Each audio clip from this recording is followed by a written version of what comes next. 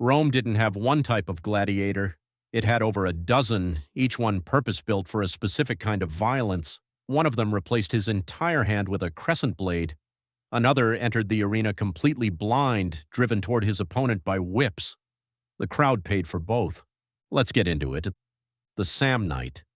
The gladiator didn't start as entertainment. It started as a political insult. The Samnites were one of Rome's oldest enemies, a people who dragged the Republic through 3 brutal wars before finally being beaten around 290 BCE. Rome's response was to dress the lowest-ranked arena fighters in Samnite equipment and make crowds watch them lose. Rectangular scutum, short gladius, a greave on one leg, a plumed helmet. The complete visual package of the enemy Rome had already finished. It was mockery sold as sport. Over time, as Rome and Samnium became allies, the joke stopped landing, and the type faded from the arena. But the template never disappeared. Take your conquered enemy, give them their weapons back, and make them entertain you. The Murmillo. Picture a gladiator. Whatever just appeared in your head is almost certainly a Murmillo. He was the default, the template, the one every Roman could identify from the back row of the Colosseum the second he stepped onto the sand. His helmet was heavy bronze with a tall fish-shaped crest running along the top, which is exactly where the name comes from, a Greek word for a saltwater fish called the mormiros. That helmet fully enclosed the face behind a bronze grill, which delivered 2 things: solid protection and almost zero peripheral vision. Just darkness, your own breathing, and 50,000 people.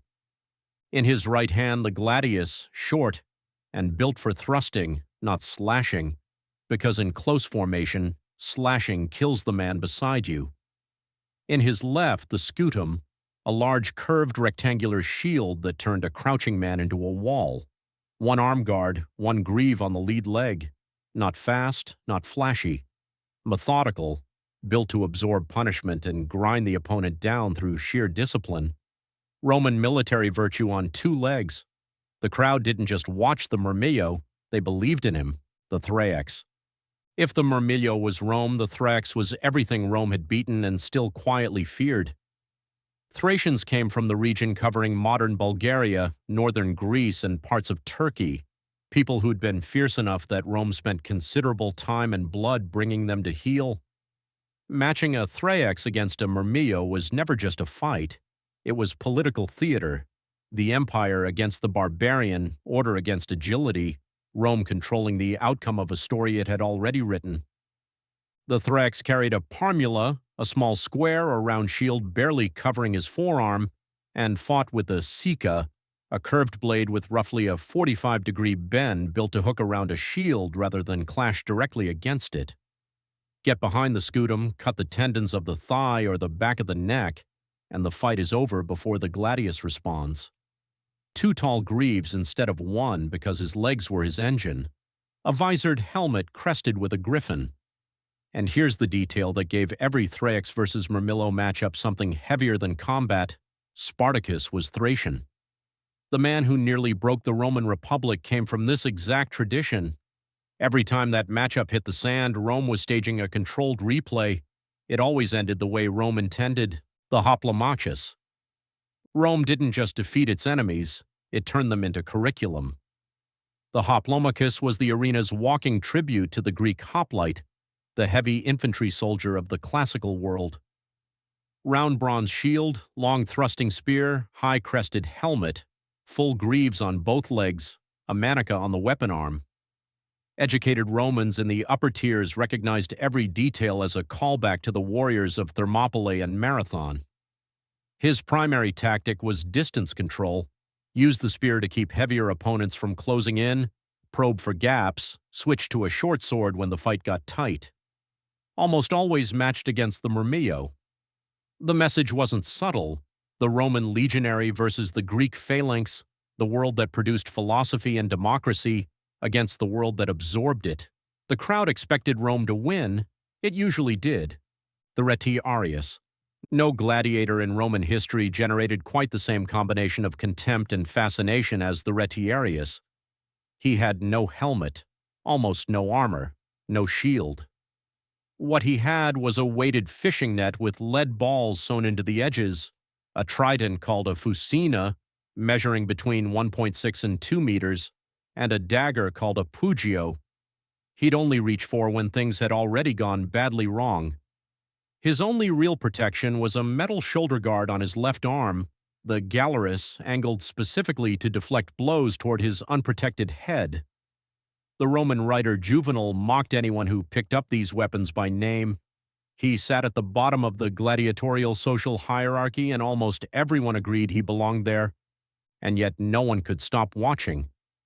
His entire strategy rested on one truth: if the net lands, the fight is over.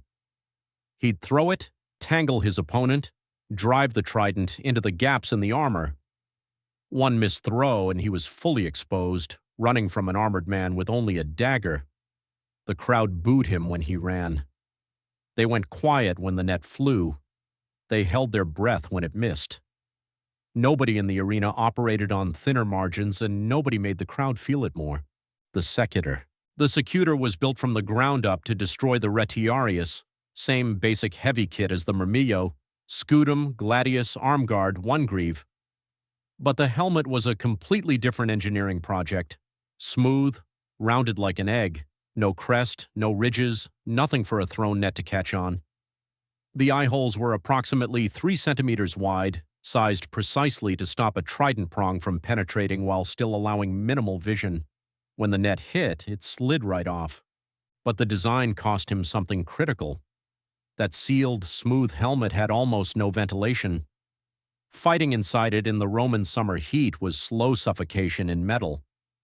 The Secutor had to close the distance and end the fight fast, or the helmet would end it for him. The Retiarius built his entire game plan around exactly this: run, keep distance, drag the fight out until the man chasing you starts to slow, then strike, cat and mouse with 2 lives on the line. The crowd watched every second of both sides deteriorating. Now here's where the arena gets genuinely strange: the Scissor. The Scissor was also built specifically to counter the Retiarius, even more directly than the Secutor. Similar heavy armor, similar smooth sealed helmet, but his left arm had no shield and no usable hand. The entire forearm was encased in a hardened steel tube ending in a double-edged crescent-shaped blade. When the net flew, the Scissor cut through the cords in a single sweep. When the trident came in, the metal tube blocked it and drove forward. Inside the trident's reach with that crescent blade, the fight stopped being a contest. It ripped. It hooked around limbs and necks and tore through armor padding rather than slicing cleanly. He traded every advantage a shield offers for the ability to shred everything the netman could deploy. The strangest fighter in the arena's history, and almost certainly the worst possible thing to see closing on you at speed. The Provocator. Most gladiator matchups were built on deliberate contrast. The Provocator rejected the entire concept. He only ever fought another Provocator. Same scutum, same gladius, same closed helmet, same single greave on the lead leg, and uniquely a small rectangular breastplate protecting the chest, the only torso armor that existed anywhere in the gladiatorial catalog. No one had a structural advantage, no net, no exotic weapon, no cultural narrative. Just 2 identically equipped men, and the outcome came down entirely to footwork, timing, and who could absorb more punishment. Provocator bouts ran long. Some in the crowd found them slow. The ones who understood what they were watching considered them the purest test of gladiatorial skill that existed. Arena graffiti from across the Roman world records Provocator results with a level of respect usually reserved for genuine craft. The Dimachaerus. The Dimachaerus carried 2 swords and no shield, which was either brilliant or catastrophic depending on how much stamina he had left. 1 blade in each hand, light padding on the arms and legs, a helmet, and nothing else between him and whatever was coming. The second sword served as a parrying weapon while the first attacked, which sounds clean in theory and requires extraordinary coordination in practice when someone is actively trying to end your life. In the arena, he was a spectacle, fast, unpredictable, and genuinely frightening. But careers were almost always short. No shield means no margin. 1 moment of fatigue, 1 guard dropped slightly too long, and the fight ended.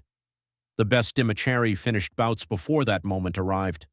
The ones who usually didn't get the chance to reconsider. The Eques. Most gladiators started the fight on sand. The Eques started on horseback. Equities were the opening act of the games, appearing first after the procession, and they only ever fought each other. Mounted in light-scale armor and feathered-brimmed helmets, carrying a medium cavalry shield and throwing spears. The first phase was a cavalry exchange, circling, throwing, testing aim, and horsemanship. When the spears ran out or a horse went down, both men dismounted and finished the fight on foot with a gladius. A cavalry joust that turned into an infantry duel within the same match. 2 distinct acts, 1 continuous fight. It built momentum from spectacle into close combat, and it warmed the crowd up perfectly for everything that followed. The Essedarius. If the Eques was cavalry, the Essedarius was something louder and more chaotic. The Esseda was the war chariot of the British tribes Julius Caesar encountered when he invaded Britain in 55 BCE, and Caesar reportedly couldn't stop writing home about how effective these fighters were. Full-speed charges, fighters running along the chariot axle mid-drive, javelin showers that turned formations into confusion. Rome saw this and immediately brought it into the Colosseum because there was nothing Rome would not turn into a spectacle as a matter of principle. The Essedarius drove tight circles, threw javelins, tried to disable his opponent's horses, or knock the other driver down. Loud, dusty, fast. And like every mounted format in the games, it almost always ended with swords on the ground when the chariot overturned. The Bestiarius. Most gladiators faced other men. The Bestiarius faced lions, bears, tigers, and bulls. Technically the morning act, technically the warm-up, but ask any veteran who had the harder assignment. Heavy armor against an animal is useless. Wear 80 pounds of iron against a North African lion and you're not protected, you're just slower. The Bestiarius fought with speed and distance, spears, whips, fire torches. No mercy plea stopped a bear mid-charge. There were 2 categories: the Venator, a trained professional demonstrating real craft against exotic animals, the kind of fighter who could dodge a charging bull by inches and make it look planned, and the condemned prisoner thrown in as a method of public execution, Rome called damnatio ad bestias. The crowd understood the difference between a performance and an execution. They came for both. The Crupellarius. The Crupellarius was what happened when a Gaulish fighter decided that bleeding was simply not going to be part of his experience. Full iron plate from head to toe, helmet, chest, arms, legs, all of it continuous and sealed. The Roman historian Tacitus described them as encased in an unbroken shell of iron, which is accurate. While standing, the Crupellarius was effectively invulnerable. Arrows bounced, sword strikes bounced, and then physics made its point. That much iron in the Roman midday sun meant overheating within minutes, and he moved like a walking anvil. Opponents stopped trying to cut through him and started trying to knock him over because once the Crupellarius hit the ground on his back, he could not get up. He'd lie there until someone opened the visor and finished the job. The arena kept teaching the same lesson in different ways. Eliminating all vulnerability just creates new ones. The Andabata. If you want to understand how deep the Roman crowd's appetite actually went, don't look at the executions. Look at the Andabata. He entered the arena in chainmail, carrying real and lethal weapons. His helmet had no eye holes. Not small ones, not obscured ones, none. He fought completely blind. The crowd wasn't watching for skill. They were watching to laugh. Andabata swung at air, stumbled into each other, and slashed at nothing. Attendants with whips stood behind them, driving 2 blind-armed men toward each other using sound and pain. To any soldier, this would have been the deepest humiliation imaginable. To the Roman public on a Tuesday afternoon, it was perfectly acceptable entertainment. The Andabata is historical evidence that the arena wasn't purely a venue for martial excellence. It was a machine built to give the crowd whatever it wanted, the Laquearius. The Laquearius looked almost identical to the Retiarius at a distance. Light armor, no helmet, metal shoulder guard on the left arm. But instead of a weighted net, he carried a lasso, a long rope with a sliding knot at the end. Same core logic, trap first then kill, different mechanics. He'd spin the noose, read his opponent's movement and throw. Catch an arm and he yanked hard, pulling the man off balance and opening up the body. Catch a neck and he pulled the knot tight, cut off the airflow and dragged his opponent across the sand. Some historians believe the Laquearius developed directly from actual public executions where criminals were lassoed and dragged to death. In the arena, it became a fighting style. For any heavy gladiator trying to close in, chasing a Laquearius was like reaching for smoke right until the rope landed. The Sagittarius. The unwritten rule of the arena was that you faced your opponent, closed the distance, and fought at blade range. The Sagittarius ignored every part of this. He was an archer carrying a composite reflex bow capable of punching through chainmail at 50 paces, dressed in Parthian-style pointed helmets and scale armor that made him look like something off the eastern frontier rather than a gladiatorial fighter. He appeared most often in large-scale staged historical reenactments rather than single duels, because a straight archery match against a swordsman ended before the crowd finished sitting down. But occasionally an editor would put a Sagittarius against a heavily armored ground fighter for the spectacle, the swordsman advancing behind his shield, the archer circling, waiting for an exposed ankle or uncovered shoulder, the string humming, the thud of impact. No blade clash. No grappling, just distance and precision. Traditional Romans considered it dishonest. They showed up to watch it anyway. The Gladiatrix. Rome had a very clear framework for what women were supposed to be. The arena occasionally chose not to follow it. Female gladiators were rare, officially controversial, and genuinely shocking to large sections of Roman public opinion. The Senate called them a sign of moral decay. Emperors like Nero and Domitian put them in anyway because they understood the crowd better than the Senate did. Domitian reportedly had them fight at night by torchlight to heighten the drama. Unlike the men, they almost never wore helmets because the crowd needed to see their faces and confirm what they were watching. They fought with a gladius and a light shield, and the historical record is clear. Not all of them were slaves or prisoners. Some were free women from wealthy families who chose the arena deliberately because it offered the one thing Roman domestic life never could, a public identity that was entirely their own. On the sand, they weren't wives, daughters, or mothers, they were fighters. Septimius Severus formally banned female gladiators around 200 AD. Bans only get issued when something is common enough to need stopping. The Rudiarius. Every gladiator in the arena was ultimately chasing one thing, the Rudis. A wooden sword presented to a fighter who had earned his release through enough victories, enough years, or enough of a performance that the crowd demanded it. You took the Rudis, walked out, and whatever you had been before the arena, that was behind you. You were free. So here's the question the Rudiarius forces you to sit with.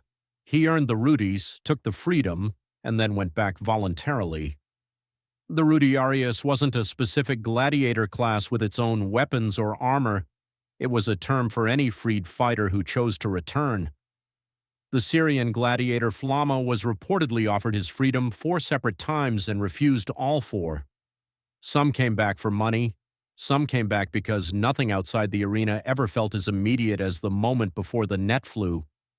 Some came back because 20 years of combat had made every other kind of life feel impossibly quiet.